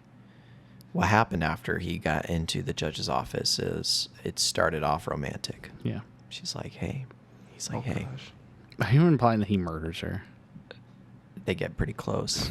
Things are starting to get intimate. The angel wings are a metaphor for his boner. Yeah. So as they go out, Yeah. he's like getting hard. So it's like the Hulk thing But then what happens is they turn into blades. into blades, and then right as she's on suspecting it, whooshing, decapitates her. Decapitated. Yeah, I was thinking Judge's that. head, dung, dung, dung, dung, dung, dung, on the floor. There's a guard outside. He's like, excuse me, ma'am. John Travolta, Michael, who we haven't seen in the rest of the movie, has voice mimicking powers. So he mimics the judge's voice like, oh, it's fine. We're still in here. This is And then what he does is he opens the window, flies out, breaks everybody else out of prison, murders 5 police guards. They get in a car, and they're gone. yes. And that's how they got free. But Travolta, Michael immediately is like, "Hey, the world's largest non-stick frying pan's coming up." Now, Wait, a segue after my bit. yes. So here's the question, and either of you can answer this. Does this imply that there is perhaps a larger frying pan that is not nonstick? That is not nonstick. Is this a technicality? Well, I think we have an answer for this. It's called Google. Yeah, I'm gonna look That's what up. I'm doing right now. Looking up world's largest frying pan. I think this is worth a Google. Ooh, this looks delicious. The food they're cooking in it. They cook food in it? Yeah, it's a nonstick frying pan. But This one is huge. in the But movie, okay, so the world's largest frying pan holds 200 gallons of cooking oil, but it's not nonstick. Ooh, where's it at? It is in. Actually, doesn't say. I have to It doesn't say in this article. I'm gonna go look it up. How lame is that? Of course, I'm gonna want to know where it is. All right, where is it? North Carolina. Okay, so Roseville. we've discovered the game that they're playing in Illinois. Yeah, and actually, the world's largest non-stick frying pan is in Maine, What? Pittsfield. They lied to us. Did Maine just say, hey, "Fuck you, Illinois," and Fuck you, Iowa. build a larger one? Wait, well, they're in Illinois at this they're in point, 'cause Illinois They at this crossed the time? border. Yeah. So Illinois is something more than just Chicago. Yeah, believe it or not, because Michael's like, world's largest nonstick frying pan's coming up right over the border. Stop, and And he they're doesn't like, want to stop. Hurt does not want to stop. He's like, no, we're gonna He's keep like, going. you have 3 seconds to. He says you have 10 seconds. 10 seconds to your mind. And, then And he's like, he says 10 hippopotamus, 9 nine hippopotamus. hippopotamus. And then he says like, 3, 2, 1, and pops the 3, 2, 1, tire in yeah. the car. And the tire, and then what happens after that, for folks who haven't seen this movie, is Bill Hurt loses control of the car. Yeah. It goes into a spiral spin on the road. Terrible accident. Nobody except for Dorothy and Michael survive, Yeah. but Dorothy's all cut up and like her Yeah. legs are both broken. She's crawling herself out of the broken glass. Her hands are getting cut up. She looks up. Who does he see? Michael. Uncut, unchanged, unweathered. And she's like, The smile. why? She looks up and she sees him. She says, why? And Michael just says, want to see the world's largest nonstick frying pan? And then steps on her head and squishes her brains out. And then he takes Sparky and walks away. Cut to black. That's the movie Michael. You're So missing a what part, was... though. You're missing a part where he takes their corpses to the largest frying pan, Cooks them up. hooks them up, and then he feeds it to Sparky. Yeah. Oh, God. See, this is why we needed Michael on a Yes. Michael podcast. He knows how they think. He true. knows that's what he would have... He knows Mike. He So knows that's Mike. probably what I would have done. Michaels don't leave. Was that a Mike move, Michael? Or was that a Mikey move? Or was that a This Michael is a move? Mikey move. This is a Mikey move. This is a For pro sure Mikey a Mikey move. move. Okay, no, none of that actually happens. They just pop a tire. It's actually really safe. And then they're stranded on the side of the road. And then Michael goes to the largest nonstick frying pan. Mm-hmm. Meanwhile, they're chilling on the side of the road. And then a truck pulls up of a newlywed couple. Yeah, well, they're talking about how miracles don't exist, and Hurt's very skeptical of everything. Cool. And then he's like, if a miracle were real, there's no cars on this road, nothing's ever going to pull up. That would be a miracle. And then a car pulls up and stops. Newlywed couple. It's a miracle. Or just, what probably would have happened either way. But yeah, it pulls up, and this newlywed couple, they head down to the frying pan and pick up Michael. And then they head on forward to another country bar. Another country bar. Yes. But this And one's a bit classier. It's a different breed of country. And so they're just hanging around. They order 2 of every piece of pie available in the place. It's 30 pieces of pie total. And they also start going for it. Michael tries to claim he invented pie. And they're like, really? And he's like, nah, I'm just kidding with you. And I thought that was a pretty good bit. It was decent. I think, if you're an angel, you should frequently fake out that you invented pie. Yeah, I think so. I mean, it just goes to show that he's a narcissistic liar. Yeah. But then he looks at Annie McDowell and says, all right, cashing in the chip, sing your song about pie. And they're like, you have a song about pie? And she's like, yeah. Well, so this has been a small bit throughout the whole film. Oh, yeah, where she writes country She music. finds herself in like situations where she writes song lyrics to what they're experiencing. So when they're stranded on the side of the road, she does something about her husband. Like, what was it? We fell in love and something like, what was the rhyme? I have the whole pie song pulled up. And then that was that or something like that. I don't know. You have the whole pie song. Well, I read this interview with Andy McDowell talking about this movie. She talked about how great of an experience making this movie was and how great of a time how much she loves this movie and whatnot. Oh, good for her.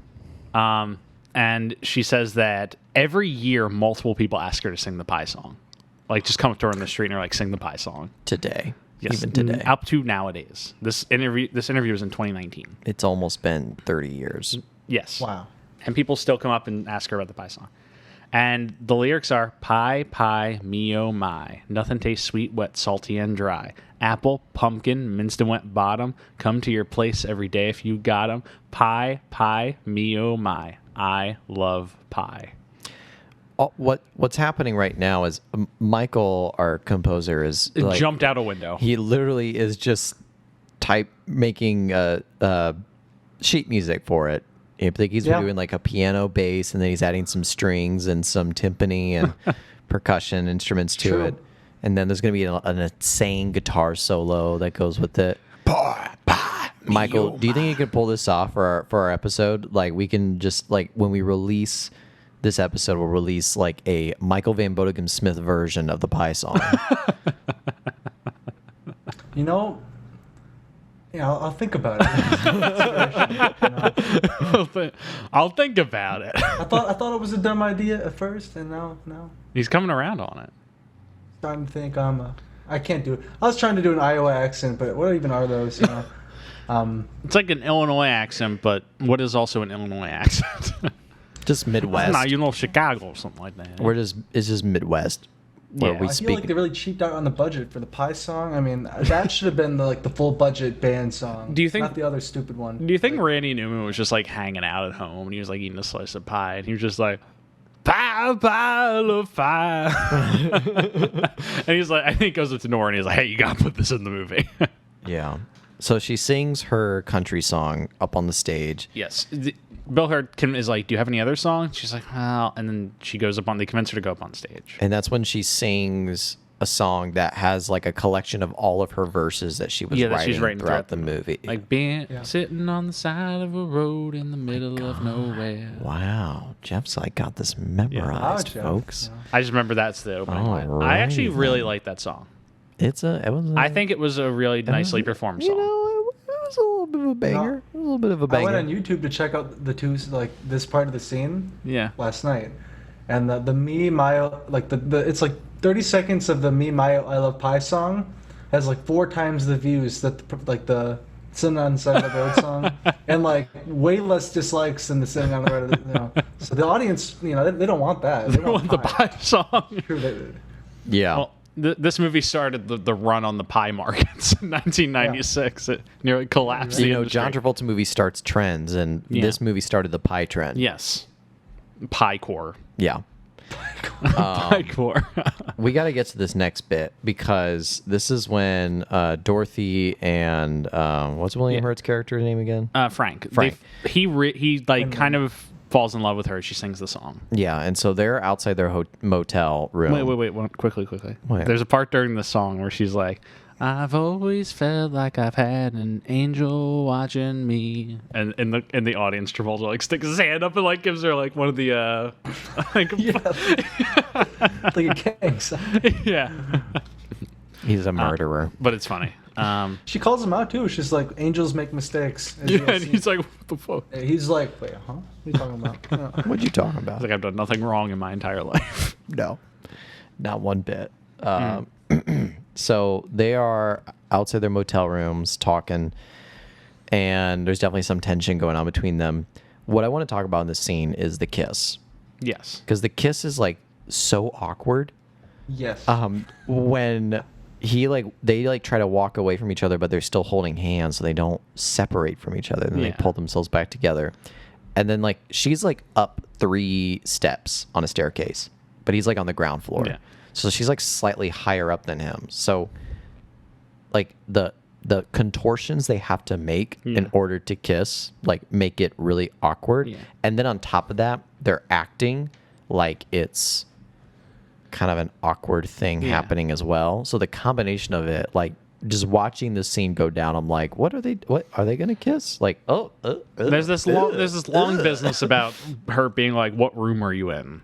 And she's like 4, and he's like, "Where's that?" And she's like, "2nd floor," and he's like, "But where?" Where? And she's like, "Right there." And he's like, "Oh, above my room." Above my room. And then they kiss and make out and have sex. And then it's like, you want to go to my room? It's like, actually, you can come to my room. Yeah. And so he goes to her room, and then they have sex And then at the same time, Michael's Michael. dancing around with another girl. with a waitress, With a waitress. from the bar. And then they have sex. And then they have sex. And then we cut to Robert Pastorelli. Just walking around with Sparky. Poor guy. And Oh, he gets in. Listen. It's established he has a wife who he loves very much. I think of all scenes we should choose to not talk about in the Well- podcast, I think we should Well- not talk well, about this here's the scene because thing. it might disturb some of our Here, listeners. He lays in the bed with Sparky. No, And- Jeff, and no, I and- really no. think we should just skip Oh, this no. scene. No, and for a second there, I'm just like, is he about to fuck that dog?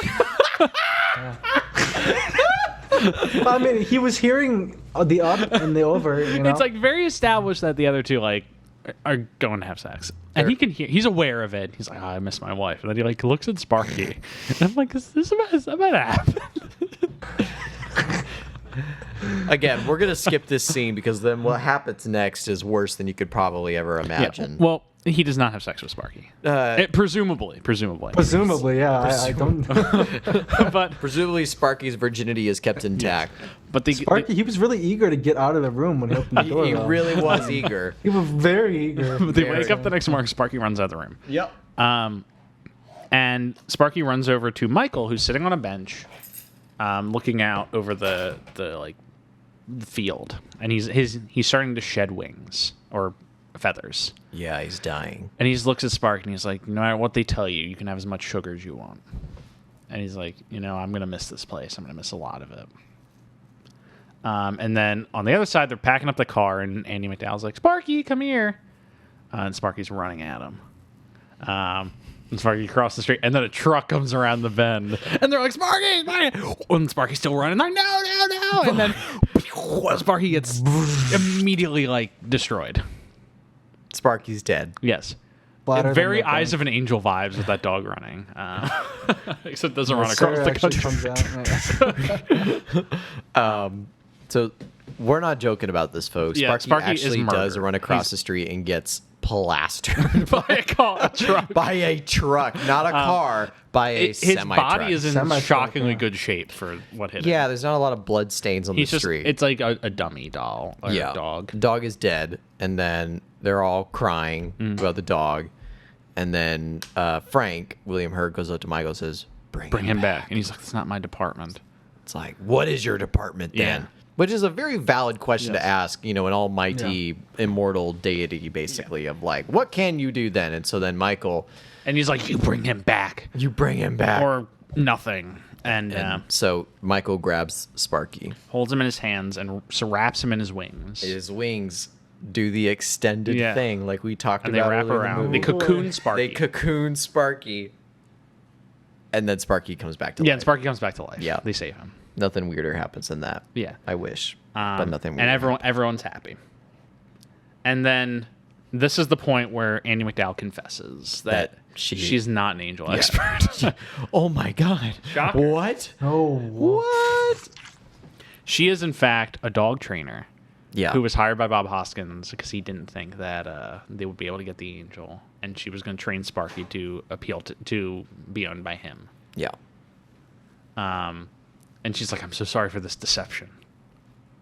Yeah, like Yeah. she was in on it with Bob Hoskins. Yeah, about- and so Frank kind of is like, no, none of this. He's like, no, we're not. We had sex, but we're not in love anymore. And Michael's a little disappointed about this. But they go to Chicago.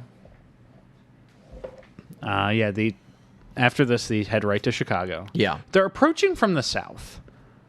But we had the same problem on Chains of Gold. Oh, yeah, you caught it too, Yeah. didn't you? We Stuart and I both live in Chicago. Michael, you used to live here. Oh yeah, I know the highway they were driving on. They're driving from the south to the north. Lakeshore Drive. But they're approaching on Lakeshore Drive from the north. Yeah, they're driving southbound. They're driving southbound towards the Hancock Tower, which would require them to be coming from Wisconsin. Right. Yep. Which That's means exactly what I said. Which means they took the longest possible route. Because normally you would just be getting on 290 and Yeah. then getting through Ida Wells, Yeah. and then you're in downtown Chicago. But no, in this one, they're going through Lakeshore Drive. I'm pretty sure Hurt was like, I missed an exit, and they had to loop around. It had to be. I mean, would they have to go that far on? And the guy's dying in the car. Yeah. I mean, Michael's He's like, I dying. don't have much time. I was going to say, did let's we just- establish that like Michael is like dying in the car while this is happening? He's slowly shedding feathers. Like, Yeah, he's Let's like take the scenic route. the corpse in the vaccine.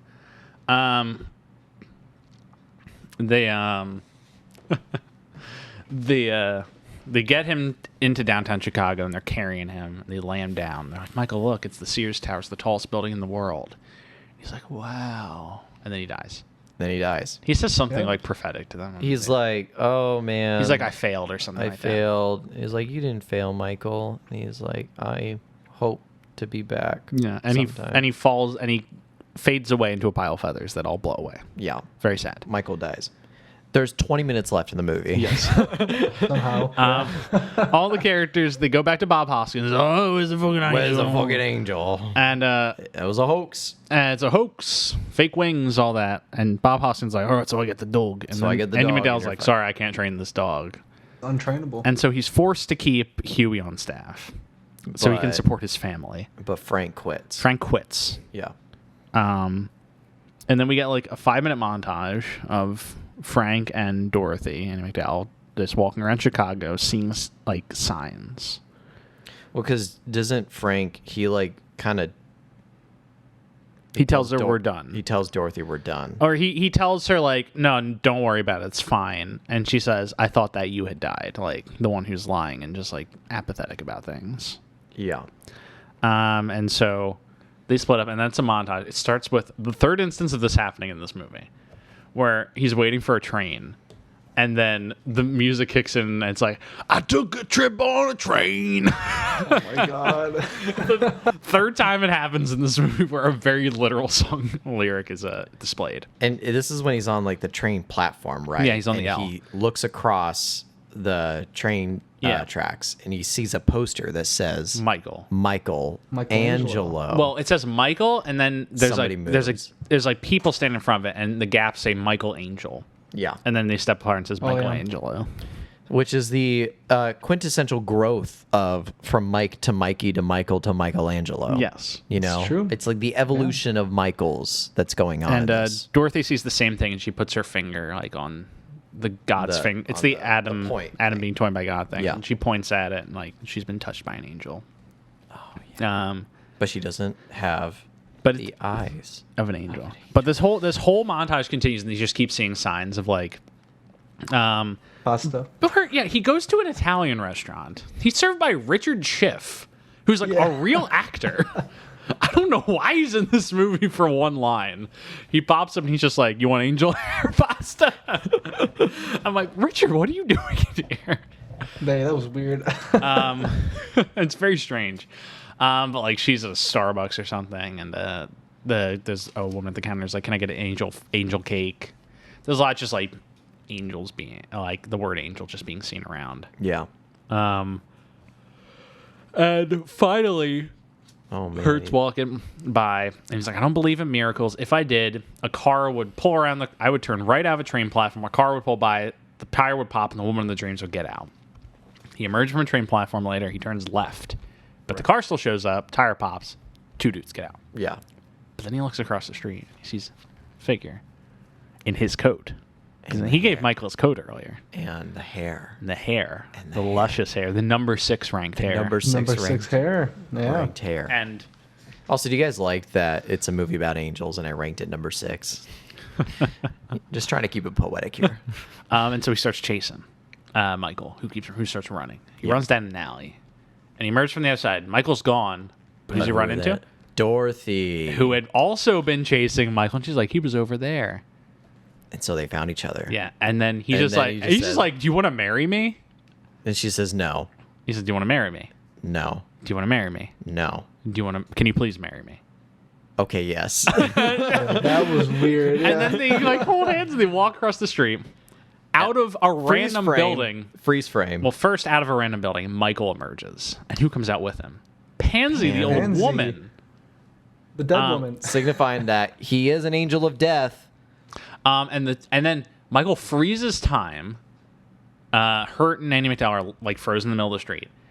Michael and Pansy just start dancing, and they dance around this freeze frame. Yeah. And then directed by Nora Ephron. Written and directed. Yeah. You know what? It's weird. They pointed to, he was like, what are you doing here? She's like, I live 2 blocks that way. And then he's like, oh, great. After they get engaged, they walk the other way.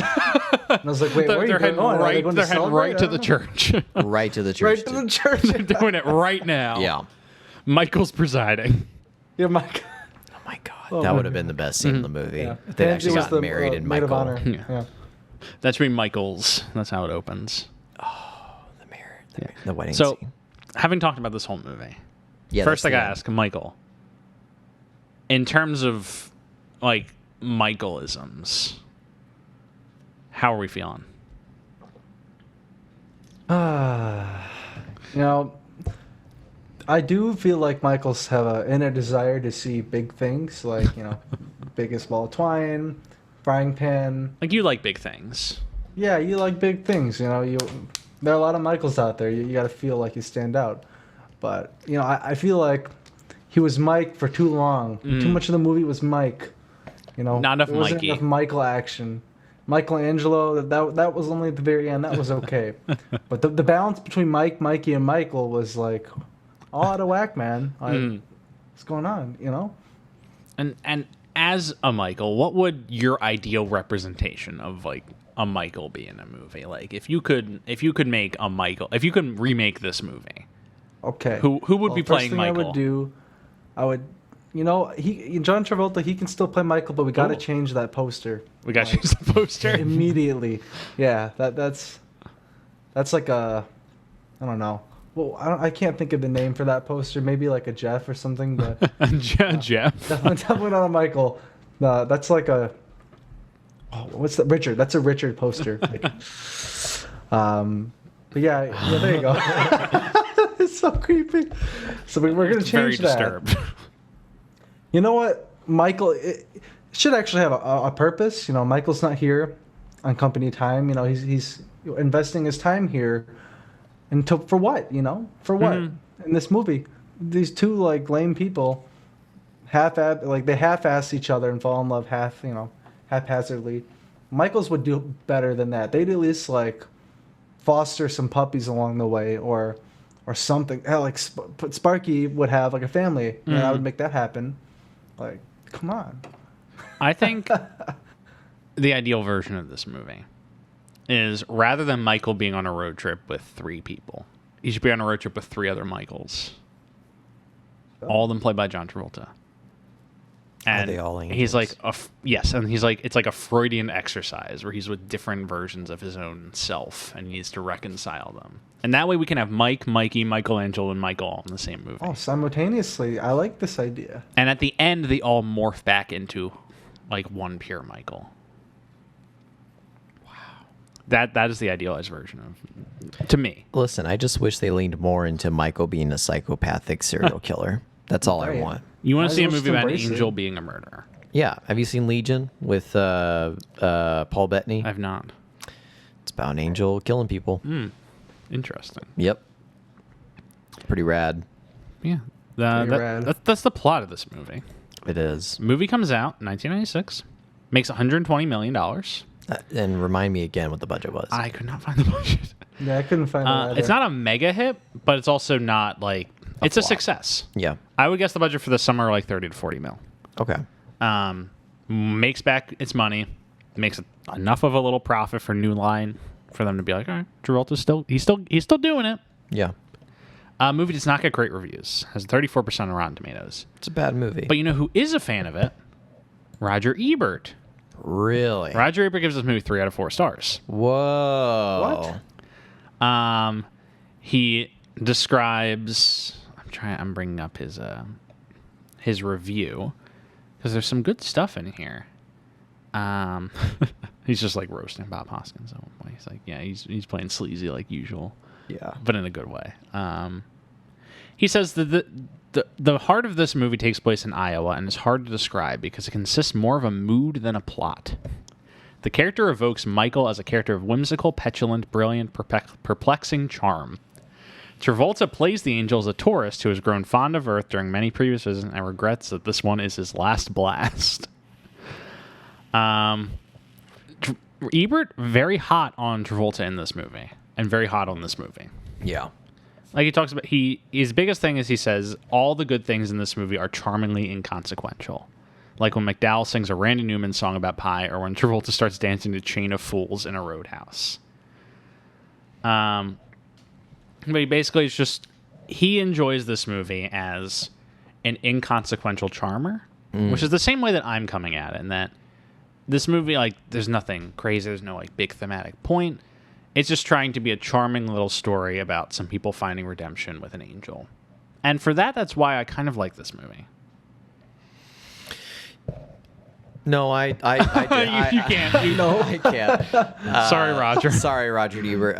No, this movie to me was just a bunch of hogwash and Hogwash. and didn't really tie many pieces together for me, and so it wasn't my favorite John Travolta performance. It wasn't, the plot itself was very thin and weak, and I didn't see much growth in any characters. And to me, I would not rewatch this film. I would definitely rewatch Phenomenon more, or Broken Arrow. But Michael, one and done for me. That's what it would be. Unfortunately, Yeah, it was a nice mood setter for like an hour. Yeah. And It's more, like kind of- Ebert said, it's more of a mood than a movie. Not much of a plot. I was hoping that there would be something mind blowing at the end out of nowhere, like the psychopath plot that could have happened. Or, My biggest beef with this movie, Travolta never flies. he never flies. He has wings, he never flies. Right. I Almost got there. I want to see him just take off. I mean, early in the movie, she said, "Well, he's the type of angel that doesn't fly It's disappointing. because the wings are like." Sounds like a cop out. It is a cop out. Yes. It sounds like they don't have the budget to make him fly. Yeah. Yeah. So Or he's too fat. He can't. He can't achieve. Can't get off the ground. achieve off the ground. God, so many Rolling jokes that they down. could have made about that they missed. Yeah, they didn't even really acknowledge that at all. No, not really. Yeah. He's got a weight problem. He doesn't want, it's like a Pulp Fiction, He's got a weight problem. I don't know if I'll call him fat. Yeah, I didn't do any research to this movie before I watched it. I just went on Amazon, rented it, and I did not expect it to be like a romance at all. And it's a tried and true romantic comedy. yeah, Yeah. but So didn't really. I don't know. I want to be with you, Jeff, but I think I might be more on Stuart's side here. Like, I mean, that's just how my life goes. so do we have any final thoughts before we take off, Jeff? That's basically the extent of my thoughts. It's just continuing Travolta's hot streak around this time. Yeah. He's A-list. He's doing it. He's doing it. His face is selling movies still. Is the big change we're having at this point in his career. Yeah. Because in the late 80s, early 90s period we talked about, begrudgingly at times, He's not the selling point. he wasn't the selling point. But Michael is literally a poster that just is a movie that's sold with just his face and the word Michael. Yeah. And that just is showing like where he's at this point in his career. Yeah. And will continue to be for at least a little bit longer. And I mean, yeah, the movie's called Michael, but would you really call this like a John Travolta leading role movie? This is a Bill Hurt movie. This is the equivalent of Beetlejuice, Yeah. where Beetlejuice is hardly in that movie. Yeah. I always forget that every time I watch Beetlejuice, he's in like 7 minutes of the movie. Maybe. Right. It's about It's about Alec Baldwin. I thought it was about Winona Ryder. Well, Alec Baldwin, Winona Ryder, and Gina Yeah. Davis. They're a little triptych. Yeah. But Michael Keaton pops up at like essential moments, and Yeah. this is the same thing where it's called Michael, but it's about Hurt and McDowell, Yeah. and he's just there to kind of be this force. Yeah. And just him being like the supporting side role, even Yeah. though it's like the central focus, you might Yeah. say, is He's the main still a selling main draw. He's the main selling point. He's the main like plot driver, but he's the secondary like character. yeah, right. Michael, Well- any final thoughts on this movie? You know, I want to give a shout out again to Mr. Randy Newman. Hell yeah. Made it less boring to me. But What's your favorite? even the music didn't have a ton of development either. I think there was just not much for him to work with there, in terms of character development. So, you know, if Randy Newman can't sell it, that means the plot was too thin. Yeah. What's your favorite I guess Randy it's a Christmas score? movie too. I keep forgetting that it's like a Christmas release movie. It is. A Yeah, this Christmas is kind of a Christmas movie. Oh God, I forget about that. What if Randy Newman just Somehow. started like belting out Christmas music during this? Right. Yeah, I don't know. No, Interesting. Jeff, would you watch it again? I would not like actively be like, I'm gonna watch Michael again, but I would watch Michael like again if it was on TV or something. Not that like we're ever just on. Not that movies are ever just like on TV for me anymore, because I don't have cable. But if like hypothetically that happened, I would watch Michael again. Wow. What Interesting. about you? No. Hard no. Hard no. Okay, well, I I guess would on not that rewatch note- this movie. Yeah. Sorry, Nora. Just not it for me. Not it for me, unfortunately. Wasn't the vibe. Wasn't the vibe? If he had started killing people for real, You would have been there for then it. I would have been there for something. So much potential. But- So a Michael remake though. You would watch Oh yeah! Mike- Wait a second. Before we close out, we got to mention this piece of trivia. Yeah, as always, it's IMDb trivia, very apocryphal, which I try and not pull from it too much, without a secondary source. But this is too entertaining to not to not mention as a potential thing.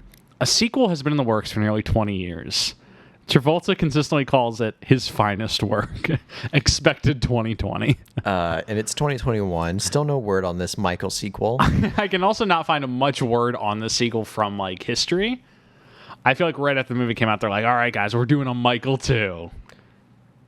I feel like And our silent. description of Michael's was a Hit, guaranteed real winner, hit. Guaranteed. Definitely. a real winner for him. Yeah. Yeah. They can make him fly now too. It's cheaper. Like I want to see him fly. Yeah, they can CGI that now. Yeah. Pretty easily too. So. Well, maybe the pandemic set them back. Maybe they were supposed to. What if they were dead ass about to start filming Michael too? Oh my god! Right before the pandemic. Who's to say, man? Who's to say? Or maybe they recast John Travolta. Oh, no way. I'm not seeing Michael 2 unless he's in it. Yes, I mean, I would say same here. Yeah. Absolutely. John, call us about Michael's. We'll sell our pitch to you for a low price. Speak for yourself. That's fucking gold. All right. All right. Anyone have any final thoughts? Anything they want to plug? Not for me. All right. Then. No, I don't think so. No. All right. Then to our audience, thank you all for listening. Make sure to tune in next week for our episode on She's So Lovely, a Nick Cassavetes film. Please make sure to rate, review, subscribe on whatever platform you're listening on. As a reminder, we are available on Spotify, Apple Podcasts, Google Podcasts, and YouTube. All of the above. Anywhere and anywhere you want to listen. You can find us at Travolting Pod on Twitter or Instagram for updates and fun stuff. Pop into our Reddit, r/Travolting. Email any comments or questions to travoltingpodcast@gmail.com. You can find me on Twitter at Jeff W. Sweeney. I'm on Instagram at StuartElmore95. Special thanks to Rebecca Johnson for our graphic design as always. And in person, let's give a special round of applause to Michael Van Bodegom Smith for our theme music. Yeah. The new iteration, which we've been hearing some lovely things about from our listeners. So thank Yeah. you all so much. Yeah. And thank you, Michael, for hitting us with 2 versions so far. Oh, sure. And thank you for having me today too. It's nice to talk about a fellow Michael. even if it Nice was, to talk about your people.